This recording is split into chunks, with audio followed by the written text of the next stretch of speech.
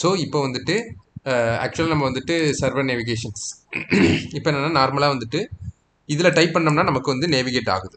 Okay, so navigate ஆகுது, அதே மாதிரி யூஸ் பண்ணால் நேவிகேட் ஆகுது. பட் இதை நம்ம வந்து ஒரு டேப் கிளிக் பண்ணும்போது இதே நேவிகேஷன் நடக்கணும். ஸோ அப்போ அதுக்கு என்ன பண்ணலாம் அப்படின்னு பார்த்தோம்னா, நம்மளோட கோடில் பார்த்தீங்க அப்படின்னா டிஃபால்ட்டாக இங்கே வந்து நம்ம வந்துட்டு ப்ரீவியஸாக பார்த்தீங்கன்னா இந்த மாதிரி நேவிகேஷன் மாதிரி போட்டிருந்தோம். அதனால தான் ஐடி கொடுத்து அந்த ஐடிக்கு நேவிகேட் ஆகு, ஸோ டேப் ஒன்று அப்படிங்கிற மாதிரி நம்ம கொடுத்துருந்தோம். பட் நம்ம இப்போ என்ன பண்ண போகிறோம் அப்படின்னா, ஸோ இதை எடுத்துட்டு இப்போ ஸ்லாஷ் ஹோம்னா ஸ்லாஷ் கொடுக்குறோம். ஓகே, ஸோ இங்கே வந்துட்டு சர்வர்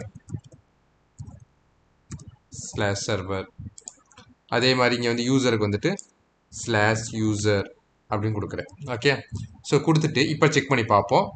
ஓகே, ஸோ இப்போ நம்ம வந்துட்டு என்ன கொடுத்துருக்கோம் அப்படின்னா எந்த பாத்து போகணும், அதாவது பிரைமரி பாத்தோட இது கன்கேட் ஆகி அந்த பாத்துக்கு வந்து நேவிகேட் ஆகும். இப்போ நம்ம செக் பண்ணி பார்ப்போம். ஸோ சர்வர் யூசர் நேவிகேட் ஆகுது. பட் என்ன ஆகுது அப்படின்னா என்டையர் பேஜே பார்த்தீங்கன்னா உங்களுக்கு லோட் ஆகும். இதில் பாருங்க லோடிங் ஆகுது, உங்களுக்கு தெரியும். ஓகே, ஸோ லோட் ஆகுது தெரியுதா? இப்போ யூசர்ஸ் கிளிக் பண்ண உடனே ஃபுல் பேஜுமே வந்து உங்களுக்கு என்னென்னா ரெஃப்ரெஷ் ஆகும். ஓகே, இப்போ ஹோம் கிளிக் பண்ணும்போது ஃபுல் பேஜுமே ரெஃப்ரெஷ் ஆகி தான் உங்களுக்கு வந்து வருது. இதனால என்ன ப்ராப்ளம் அப்படின்னா நமக்கு வந்து என்டையர் கண்டென்ட்டுமே வந்து ரீலோட் ஆகும். ஓகே, ஸோ அதனால பெர்ஃபார்மன்ஸஸ் வந்து ப்ராப்ளம் ஆகும். ப்ளஸ் நம்மளுடைய ஸ்டேட் அந்த பேஜில் இருக்கக்கூடிய அந்த ஸ்டேட் வந்துட்டு நம்ம இது பண்ணியிருந்தோம் அப்படின்னா அது வந்து லாஸ் ஆகும். ஓகே, ஸோ வந்து அந்த பர்டிகுலர் ஸ்டேட்டை வந்து நம்ம வந்து லாஸ் பண்ணுற மாதிரி இருக்கும்.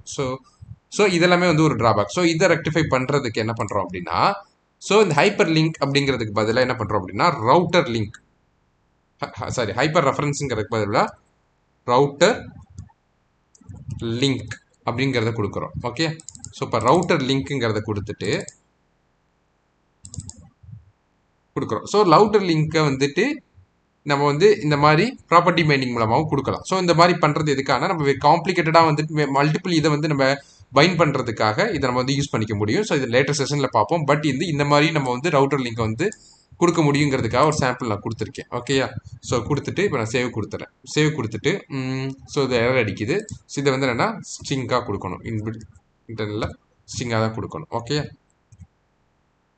ஸோ இப்போ வந்து சக்ஸஸ்ஃபுல்லாக கம்பைல்ட் ஆயிடுச்சு. ஸோ இப்போ நான் வந்துட்டு இப்போ ஹோம் கிளிக் பண்ணுறேன்.